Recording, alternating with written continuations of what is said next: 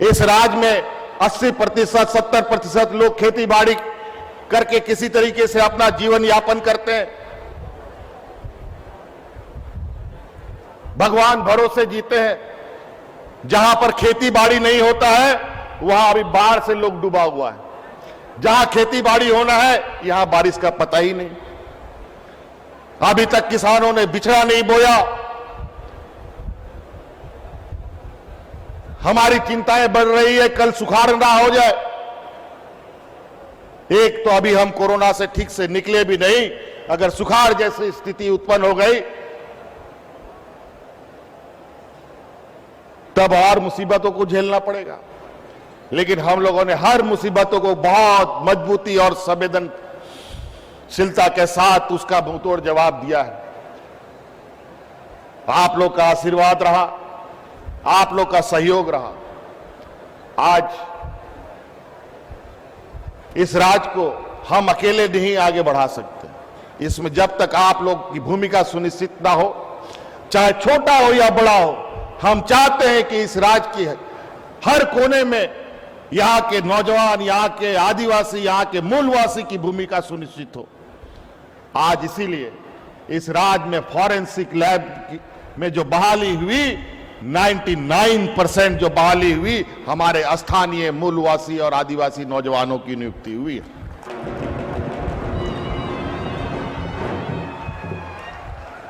अभी जिस तरीके से नए नए कानून, नए नए नियम बन रहे हैं, नए नए तकनीक आ रहे हैं, बड़े पैमाने पर लोगों का रोजगार छीना जा रहा है। पढ़े लिखे नौजवान हो चाहे वो मजदूर हो, अब इस कोरोना काल में आपने देखा किस तरीके से मजदूरों को धक्के मार मार करके कंपनियों से निकाल दिया गया। बड़ा विचित्र स्थिति है। आज महंगाई आसमान छू रहा है, लेकिन आमदनी बढ़ने का नाम नहीं ले रहा। इस चुनौती को कैसे हम दूर करें? आज उसी के लिए निरंतर सी सरकार का प्रयास रहा है। अभी हम लोगों ने नया कानून बनाया है, कल ही हमारे कैबिनेट में पारित हुआ। अब इस राज्य में प्राइवेट सेक्टर, जो हम थोड़ी देर पहले आपको टीवी के स्क्रीन में दिखा कि आज राज्य में जो भी प्राइवेट सेक्टर होगा उसमें स्थानीय लोगों के लिए कैसे हम नियुक्ति सुनिश्चित करें, उसका नया कानून को हम लोगों ने पास किया। अब 75% नौजवान उन कंपनियों में, चाहे आउटसोर्सिंग हो चाहे सीधी भर्ती हो, उसमें राज्य का नौजवानों को होना आवश्यक है। और निश्चित रूप से अभी तो इस कानून को हम लोगों ने कल मोहर लगाया है, अभी इसको धरातल पे उतारना है। और ये हमारी पूरी प्रयास है कि जल्द से जल्द स्थानीय नौजवानों को नियुक्ति प्राप्त स्थानीय कंपनियों में हो, यह सुनिश्चित किया जाएगा।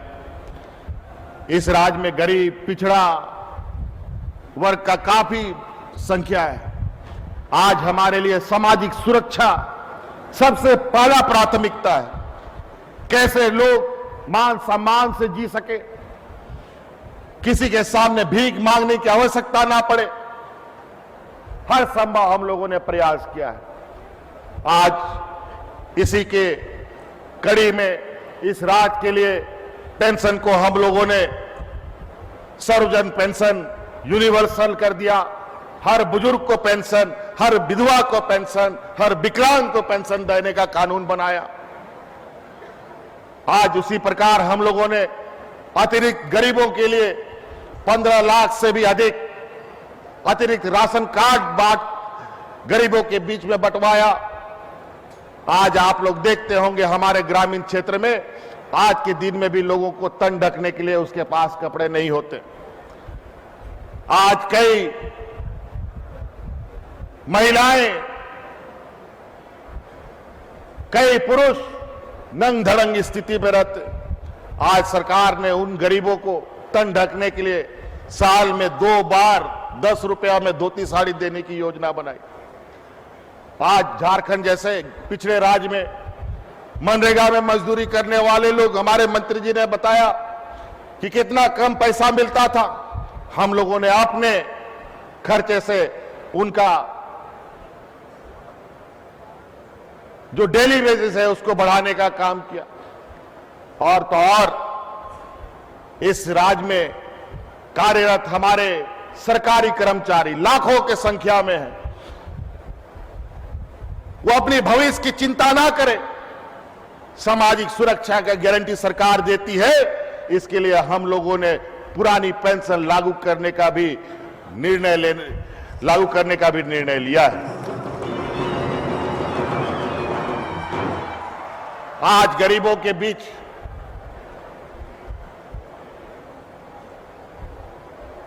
हम लोगों के राज्य में बिजली का जाल बिछ रहा है, लेकिन टूटा फूटा बिजली मिलता है। बहुत अच्छे तरीके से 24 घंटा बहुत बिजली नहीं मिलती, लेकिन बिजली तो आता नहीं है, बिल समय पर जरूर आ जाता है। गरीब मजदूर बेचारा परेशान। तो आज हम लोगों ने यह भी निर्णय लिया कि 100 यूनिट तक जो उपयोग करेगा उसको फ्री बिजली दिया जाएगा।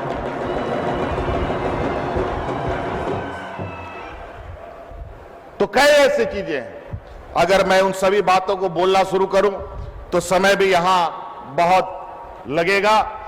लेकिन मुझे लगता है कि जिस कारवां और जिस रफ्तार को हमने पकड़ने का प्रयास किया है और उस रफ्तार तक निश्चित रूप से पहुंचना हमारा संकल्प है। जन कल्याण, राज्य का विकास, यहां का ग्रामीण क्षेत्र की अर्थव्यवस्था का विकास कैसे हो। और हम समझते हैं कि अगर हमारा ग्रामीण क्षेत्र मजबूत होगा तो निश्चित रूप से पंचायत मजबूत होगा, प्रखंड मजबूत होगा, जिला मजबूत होगा और फिर राज्य भी मजबूत होगा।